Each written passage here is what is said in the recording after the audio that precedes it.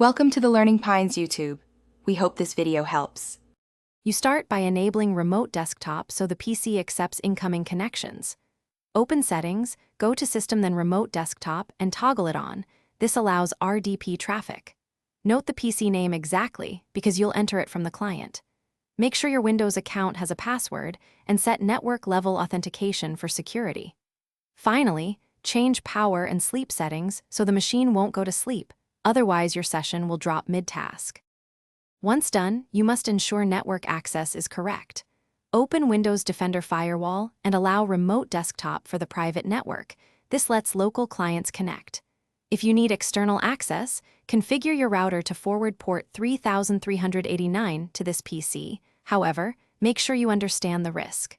A better option is a VPN to avoid exposing RDP directly. Also, consider changing the RDP port and now connect from the remote desktop app.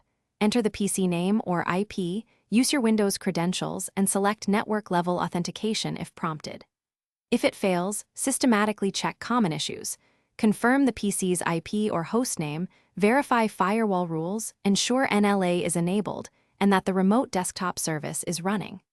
If problems persist, restart the remote desktop service, review Windows Event Viewer for errors, and test over the local network or VPN to isolate router or ISP blocking.